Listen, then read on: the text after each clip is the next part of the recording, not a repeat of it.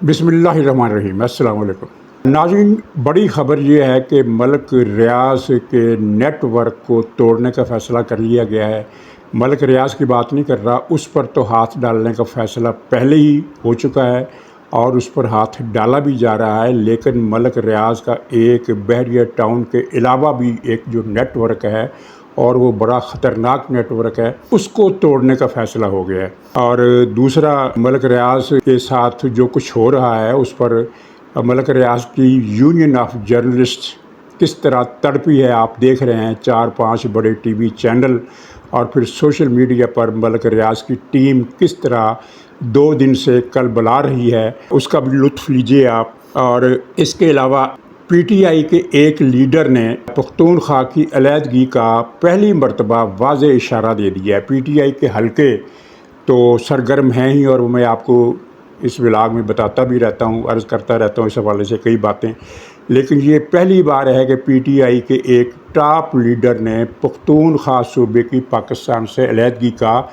واضح الفاظ میں اشارہ دیا ہے، اور بالکل واضح الفاظ میں یہ پہلی مرتبہ، اور یہ بھی بڑی خطرناک ڈیولپمنٹ ہے۔ اور اس عہدیدار نے آرمی چیف کو بھی دھمکیاں دی ہیں اور عمران خان کے اس ٹویٹ کو گویا کہ دہرایا ہے جس کی تردید کل گوہر جان نے کی تھی۔ پھر عمران نے کہا ہے کہ مجھے قید تنہائی میں رکھا جا رہا ہے، تو اس حوالے سے بھی کچھ مروزات۔ لیکن ناظرین، ہم شروع کرتے ہیں کہ غرور کا سر نیچا کیسے ہوا۔ میں نے عرض کیا تھا 3-4 دن پہلے کہ باقی چیزیں چل جاتی ہیں، لیکن جو اس طرح کا کلمہ غرور بولتا ہے اور پھر مقرر بولتا ہے، اس پر پچھتاتا نہیں ہے، اسے شرم نہیں آتی ہے، تو اس کا پھر بھگتنا پڑتا ہے۔ اور ابھی تو اس بھگتان کی شروعات ہے جو اس کے ساتھ ہوئی ہے۔ آپ نے دیکھا کہ کیسے وہ دوسروں کے گھروں میں گھس رہا تھا، فلاں کو بھی بلا لو، فلاں کو بھی بلا لو، فلاں کو بھی بلا لو، اگر فلاں نہ آیا تو میں یہ کر دوں گا، فلاں نہ آیا تو میں یہ کر دوں گا، ان کو وردیاں اتار دینی چاہیے، سامنے آنا چاہیے، وردی پہن کر آنا چاہیے، اگر یہ نہ آئے تو میں وزیر اعظم کو بھی گھر بھیج دوں گا اور کابینہ کو بھی گھر بھیج دوں گا، پتہ نہیں میں کیا کچھ کر دوں گا۔ حالانکہ یہ سارا کچھ اس نے اپنی حیثیت سے بہت آگے بڑھ کر کیا تھا، اور غرور اور تکبر کا وہ انداز تھا جو اس سے پہلے شاید ہی کبھی دیکھنے میں آیا ہو۔ اور پھر آپ نے دیکھا کہ کیا ہوا اور کس طرح وہ موصوف جو تھے وہ خاموشی سے معاملہ نمٹا کر، تقریباً نمٹا کر گھر کو سدھارے۔ اور ناظرین، اس میں جو ضمنی خبر ہے وہ یہ ہے کہ 1 یا 2 دن پہلے ان کو مختلف ذرائع سے پتہ چل گیا تھا، یا بات کنوے کر دی گئی تھی یا کنوے ہو گئی تھی کہ کوئی نہیں آنے والا، کوئی نہیں آئے گا۔ ملفوف انداز میں ان کو بتا دیا گیا تھا کہ میاں اپنی اوقات میں رہو، اور کوئی نہیں آئے گا، تمہاری فائل بہت ہی سنگین ہے۔ اور یہ جو ملک ریاض کا سلسلہ چل پڑا ہے، تو موصوف جو تھے اس میں بھی وہ گوڈے گوڈے غرق ہیں۔ تاجی کھوکھر کون سا تھا، ایک بڑا شیطان قسم کا پنڈی کا لیڈر تھا، جس نے کئی لوگ قتل بھی کروائے اور زمینوں پر قبضہ کرانے کے بہت بڑے گروپ کا وہ سربراہ تھا، ایک مافیا کا ڈان تھا۔ تو یہ موصوف جو تھے اس کے پارٹنر ان کرائم رہے ہیں، اور کیا پتہ اب بھی ہوں، اس کے علاوہ بھی بہت ساری چیزیں آئیں گی۔ اچھا، اب ہماری پہلی خبر کہ ملک ریاض کا جو نیٹ ورک ہے اس پر ہاتھ ڈالنے کا فیصلہ ہو گیا ہے۔ اچھا، خبر یہ صحیح ہے، لیکن اس میں ایک بات ہمیشہ ذہن میں رہے کہ پاکستان میں کئی پلان، کئی فیصلے، کئی اسٹریٹجیز، کئی ایکشن شروع ہوتے ہیں، لیکن وہ ان میں سے کئی پایہ تکمیل تک نہیں پہنچتے۔ کچھ مسئلوں، کچھ رکاوٹوں کی وجہ سے وہ بیچ ہی میں رہ جاتے ہیں۔ لیکن یہ خبر جو ہے یہ اس وقت تک صحیح ہے کہ فیصلہ ہو چکا ہے، اور اس میں ملک ریاض کا جو اپنا بحریہ ٹاؤن ہے وہ تو گرداب کی زد میں آ ہی چکا ہے۔ اور خبریں تو خیر یہ بھی آ رہی ہیں جن کی میں پوری طرح تصدیق نہیں کر سکتا، کوئی دعوے سے نہیں کہہ سکتا کہ خبریں یہ ہیں۔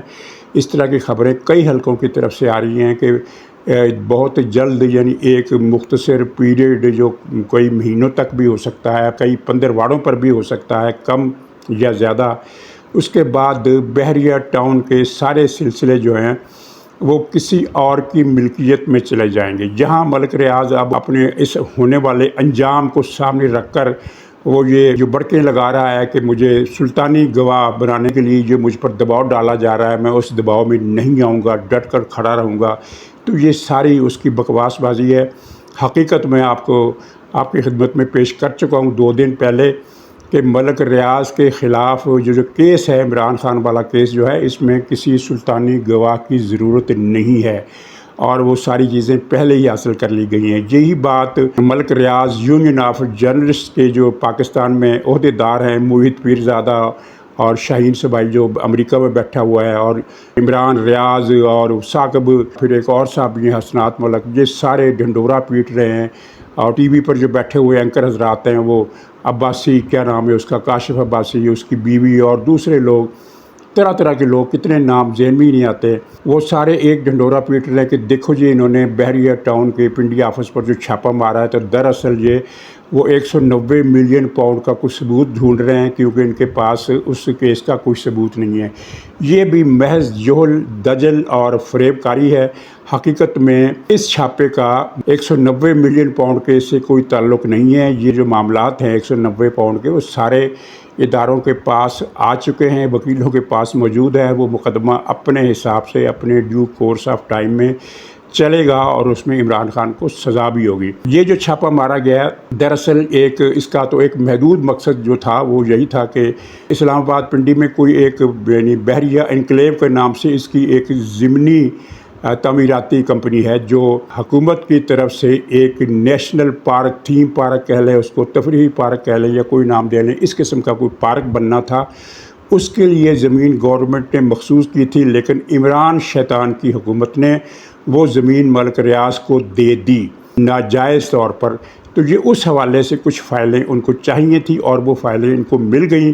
یہ فائلیں ملک ریاض نے اس لیے نہیں چھپائیں کہ اس کو یہ اندازہ ہی نہیں تھا کہ یہ آپریشن یکا یک اس طرف بھی رخ کر سکتا ہے۔ اس کو پتہ ہوتا تو یہ فائلیں وہاں سے کچھ اٹھوا لیتا۔ تو ان فائلوں کو وہاں سے حاصل کر لیا گیا چھاپے میں، اور اس کے علاوہ کچھ اور معلومات والی فائلیں بھی ان کو ملی ہیں، وہ بھی وہ ساتھ لے گئے۔ لیکن بنیادی اور بلکہ واحد مقصد اس چھاپے کا وہ بحریہ انکلیو کی جو اسکیم ہے اس کا ریکارڈ حاصل کرنا تھا، جو سرکاری زمین پر جو کسی تفریحی مقصد کے لیے پارک بنانے کی غرض سے حکومت نے مختص کی تھی، اس پر ملک ریاض کا قبضہ چھڑانے کے لیے یہ آپریشن کیا گیا، یہ چھاپہ مارا گیا۔ اس چھاپے کا 190 ملین پاؤنڈ سے کوئی تعلق نہیں، اور نہ ہی کراچی میں جو کھربوں روپے کی اس نے جو زمین ہتھیائی ہوئی ہے اس سے بھی اس کا کوئی تعلق نہیں ہے۔ اس کا کیس بھی الگ ہے، اس کی معلومات پہلے سے اداروں کے پاس ہیں۔ اور ناظرین، یہ جو بحریہ انکلیو والا واقعہ ہوا ہے، یہ بڑا آپ کے علم ہے کہ اس کا نیٹ ورک جو ہے وہ ججوں، صحافیوں، وکیلوں اور میڈیا مالکان اور سرکاری افسروں تک، بلکہ فوج کے افسروں تک بھی پھیلا ہوا تھا۔ تو ایک افسر جو بہت بڑے رینک پر تو نہیں ہے، لیکن کوئی چھوٹے رینک پر بھی نہیں ہے، ایک اچھا خاصا افسر ہے، یعنی اس کو ہم یہ کہہ سکتے ہیں کہ حافظ عاصم منیر، چھوٹا حافظ عاصم منیر اس کو ٹکر گیا ہے۔ اس نے چھوٹے حافظ عاصم منیر کو رشوت دینے کی کوشش کی تھی کچھ معاملات طے کرنے کے لیے، یارڈ سے شاید 2 ہفتے پہلے کی بات ہے۔ تو وہ جو افسر تھا، اس کو پتہ نہیں تھا کہ وہ دوسرا حافظ عاصم منیر نکلا، اور اس نے پھر وہ معاملہ آگے بڑھایا، اور یوں پھر کڑی سے کڑی ملتی گئی اور اس کے راز کھلتے گئے۔ اب یہ چھوٹا آرمی اپنے چھوٹا حافظ عاصم منیر اس کو ٹکر گیا ہے، نسبتاً چھوٹا، ویسے اتنا چھوٹا افسر وہ نہیں ہے۔ تو اب اس کا جو نیٹ ورک ہے، ایک تو یہ ہے نا بحریہ ٹاؤن کا سلسلہ، ایک اس کا نیٹ ورک ہے جو اس کی سہولت کاری کرتا ہے، جس کے بارے میں اس نے خود کہا تھا کہ میں فائلوں کو پہیے لگا دیتا ہوں۔ تو ظاہر فائلوں کو پہیے یہ خود تو نہیں لگاتا نا، اس کا پورا نیٹ ورک ہے۔ اس نیٹ ورک میں جج بھی شامل تھے، اور جج بھی کون سے؟ چیف جسٹس گلزار، یاد ہوگا آپ کو، چیف جسٹس گلزاری لال گندا اور نسلہ ٹاور والا، وہ بھی اس کا ٹٹو تھا۔ ثاقب نثار اس کا ٹٹو تھا، عظمت سعید اس کا ٹٹو تھا، وہ کھوسا وہ اس کا ٹٹو تھا، اور پتہ نہیں کون کون سے، اسی طرح دوسری عدالتوں میں بھی اس کا نیٹ ورک موجود ہے۔ اور یہی وجہ ہے کہ ملک ریاض کے خلاف اگر کوئی پریس کانفرنس بھی کرتا تھا تو اگلے دن جج صاحب، کوئی نہ کوئی جج اس آدمی کو کسی اور کیس میں پکڑوا دیتا تھا۔ یہ پاکستان میں ہوتا رہا ہے۔ تو اب جو تبدیلی آئی ہے اس میں ظاہر ایک دن تو میڈیا مالکان نے ماتم کیا، لیکن پھر جب میڈیا مالکان کو بھی پتہ چل گیا حقیقت کا کہ ہونے کیا والا ہے، تو پھر آپ نے ایک بہت بڑا سائن دیکھا جس کا آپ پہلے سوچ بھی نہیں سکتے تھے۔ وہ یہ تھا کہ ٹی وی چینلز پر، جیو جیسے ٹی وی چینل پر، جو کہ ملک ریاض کی باندی کا کردار ادا کر رہا ہے، غلام کا بھی نہیں، باندی کا بھی، باندی کا کردار۔ اور اس طرح دنیا ٹی وی اور اس طرح 92 ٹی وی، اس طرح 2-3 اور چینل ہیں جو ملک ریاض کی باندیاں تھیں، تو ان پر اگر عدالتی کارروائی کوئی چلتی تھی یا کسی اور حوالے سے خبر آتی تھی تو ملک ریاض کا نام وہ کاٹ دیتے تھے، اس کی جگہ وہ ٹو کا سگنل آ جاتا تھا، میوٹ کر دیتے تھے آواز وہاں سے، اور اس کی جگہ میوٹ کرنے کا جو سگنل ہوتا ہے ٹو کا وہ آتا تھا۔ اور یعنی بلکہ کسی بھی حوالے سے، یعنی کسی پروگرام میں، ٹاک شو میں اگر کسی مہمان نے ضمناً ملک ریاض کا نام لے دیا تو وہ نام نہیں آتا تھا۔ تو اب آپ نے کل سے وہ سائن دیکھ لیا کہ کل سے یہ سارے چینل جو ہیں وہ ملک ریاض کا نام لے رہے ہیں۔ یعنی یہ صورتحال اب پی ٹی آئی والوں کو سمجھ میں آ جانی چاہیے کہ کھول آنکھ زمیں دیکھ، فلک دیکھ، فضا دیکھ، مشرق سے ابھرتے ہوئے سورج کا ذرا دیکھ۔ ملک ریاض کا سورج ڈوب رہا ہے، پی ٹی آئی میں صف ماتم برپا ہے، کیونکہ عمران خان پر جو ملک ریاض کی نوازشات ہیں وہ کسی سے چھپی ہوئی نہیں ہے۔ ملک ریاض نے وہ جادوگرنی کو، اس کی عمران خان کی بیوی کو اربوں روپے کا نیکلس تحفے میں دیا تھا، 1 ارب روپے کی مالیت تھا، اربوں تو نہیں کہنا چاہیے، تقریباً 1 ارب روپے کی مالیت کا وہ نیکلس تھا، وہ اس کو دیا، اور اس کے بدلے میں پشاور میں اس نے وسیع پیمانے پر وہ جائیدادیں، کوڑیوں کی بھاؤ خریدی اور اپنی اسکیم میں منظور کرائی۔ اور میں نے کچھ ہفتے پہلے ایک پروگرام کیا تھا کہ پشاور میں یہ گنڈا پور کے آنے کے بعد ملک ریاض نے زمینیں ہتھیانا شروع کر دی ہیں، اور خبر یہ ہے کہ وہ سلسلہ بھی اب رک گیا ہے۔ تو ملک ریاض عدلیہ پر جو اثر و رسوخ تھا وہ آپ نے دیکھا ہوگا کہ اس نے کراچی میں کھربوں روپے کی زمینیں ہتھیائیں، اور جب وہ کیس سپریم کورٹ میں گیا بندیال کی عدالت میں، اور نہیں ثاقب نثار تھا اس وقت، ثاقب نثار کی عدالت میں بندیال اس کے ساتھ تھا، تو انہوں نے وہ کھربوں روپے معاف کر کے اسے چند 100 ارب روپے جمع کرانے کا حکم دیا،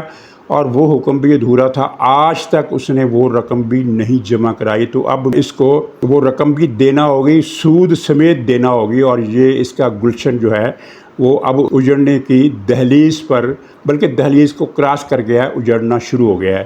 تو اس نیٹ ورک میں جج بھی تھے، ریٹائرڈ افسروں کی، فوجی افسروں کی ایک بہت بڑی کھیپ تھی، کچھ سیاستدان تھے، کچھ اخبار نویس، رپورٹر، تجزیہ نگار اور ٹاک شوز کے میزبان، اور خود میڈیا مالکان، یعنی بڑی دور تک یہ معاملہ پھیلا ہوا تھا۔ بلکہ اس میں کچھ علماء دین کا نام بھی آتا ہے کہ وہ بھی اس میں ملوث تھے، پھر اداکارائیں، کچھ اداکار، اور یعنی پورا ایک طلسم ہوشربا اس نے پاکستان میں متوازی طور پر قائم کر رکھا تھا، جس کو پچھلے دنوں کچھ صحافیوں نے یہ بھی کہا کہ یہ ملک ریاض تو بذات خود ایک اسٹیبلشمنٹ بن چکا ہے۔ یعنی ایک اسٹیبلشمنٹ تو وہ ہے جو مقتدر اداروں کی ہے، ایک اسٹیبلشمنٹ ان چھکے ججوں کی ہے، اور ایک اسٹیبلشمنٹ اس ملک ریاض کی ہے۔ تو اب یہ دونوں اسٹیبلشمنٹس جو ہیں یہ ڈسمنٹل ہونے جا رہی ہیں، اور ان کو عرض کیا جا سکتا ہے کہ میاں روک سکو تو روک لو۔ اچھا، اب آگے چلتے ہیں۔ عمران نے ایک پاکستانی صحافی کو جو بیرون ملک مقیم ہے انٹرویو دیا ہے، اور اس پر پی ٹی آئی کا سوشل میڈیا کہہ رہا ہے کہ انٹرنیشنل صحافی یعنی جیسے کہ وہ پتہ نہیں نیو یارک ٹائمز کا ایڈیٹر ہے، وہ ایک پاکستانی جرنلسٹ ہے، اچھا جرنلسٹ ہے، برطانیہ میں مقیم ہے، بی بی سی میں لکھتا رہا ہے، بہت اچھا جرنلسٹ ہے، اس کی تعریف کرنی چاہیے۔ لیکن یہ جو تاثر بنا رہے ہیں نا کہ جیسے پتہ نہیں ٹائم نیوز ویک نے کوئی انٹرویو لے لیا ہے، اور وہ عدلیہ کی سہولت کاری کی وجہ سے عمران خان کے پاس خوب وہ رونق رہتی ہے۔ تو اس انٹرویو میں عمران خان نے 2 باتیں کی ہیں، دونوں باتیں قابل غور ہیں۔ ایک کو تو آپ پھر یو ٹرن کہہ سکتے ہیں، کیونکہ یہ وہ یو ٹرن ہے جو عمران خان ہر روز دوسرے روز لیتا ہے۔ اس نے کہا کہ میری حکومت کی برطرفی میں امریکہ کا کوئی ہاتھ نہیں تھا، یہ تو سارا کام باجوہ نے دکھایا، باجوہ نے میرے ساتھ دھوکہ کیا اور مجھے لے ڈوبا۔ یعنی یہ امریکہ کو وہ یقین دلا رہا ہے کہ مجھے آپ سے کوئی شکوہ نہیں ہے، آپ تو میرے مائی باپ ہو، شکوہ تو یہ جنرل باجوہ سے تھا، سارا کام اس نے خراب کیا، میری جنگ اس سے ہے، آپ سے نہیں ہے۔ ایک تو یہ امریکہ کو اس نے یقین دلایا۔ دوسرا اس نے کہا کہ میں قید تنہائی بھگت رہا ہوں اور پھانسی کے ڈیتھ سیل میں ہوں۔ یہ دوسرا جھوٹ اتنا شرمناک جھوٹ ہے۔ ڈیتھ سیل ایسی کوٹھڑی ہوتا ہے کہ جس میں ملاقاتی بھی کو بھی اجازت نہیں ہوتی، بلکہ کھانا دینے والا بھی دروازہ کھول کر کھانا نہیں رکھتا، بلکہ دروازے کے نیچے سے جو جگہ ہوتی ہے وہاں سے برتن کھسکا دیتا ہے، اس کو کہتے ہیں ڈیتھ سیل۔ اس کے تو 8 کمروں کا ایک بڑا، جس طرح ہوٹل میں سوئٹ ہوتے ہیں نا، یہ اس طرح کا ایک اس نے کمپلیکس وہاں بنا لیا ہے، ایک پورا شاہی محل ہے جس میں کمرے ہیں، جس میں ہال ہے، جس میں ورزش کے لیے جم ہے، جس میں مساج کے لیے پارلر ہے، اور جس میں وہ بیوٹی یعنی اپنی میک اپ، جس میک اپ کا بغیر تو یہ ایک دن بھی نہیں گزارتا نا. تو میک اپ کے لیے وہ جب عدالت میں آیا تھا تو اس دن بھی خوب اپنے ہی اس میک اپ روم سے میک اپ کر کے یہ اسکرین پر آیا تھا. اور 8 جج اس کی ڈسپوزل پر ہیں، سوری جج کہتا ہوں، ویسے وہ بھی صحیح ہے، جج بھی تو اس کی ڈسپوزل پر ہیں. 8 ڈاکٹر جیل میں اس کے ساتھ ہر وقت رہتے ہیں، مالشیے، باورچی، ملازم اور وہ مشقتی، یہ سب. اور پھر عدلیہ کی چھکے ججوں کی مہربانی سے صبح سے لے کر سہ پہر تک اس کا ہال کمرہ ملاقاتیوں سے بھرا رہتا ہے. 10-12 تو وکیل رہنما ہوتے ہیں، اور اس کی پارٹی کے جو سیاسی عناصر ہیں وہ وکیلوں کے علاوہ وہ کبھی بیوی بھی آ جاتی ہے. بیوی ویسے دو ہفتے سے ملاقات نہیں ہوئی، یہ بھی ایک دلچسپ امر ہے. تو اس کا کمرہ تو بھرا رہتا ہے. یہ کچہری کرتا ہے. یہ سندھ میں وڈیروں کے اوطاق ہوتے ہیں، پنجاب میں یہاں ہوتے ہیں ڈیرے.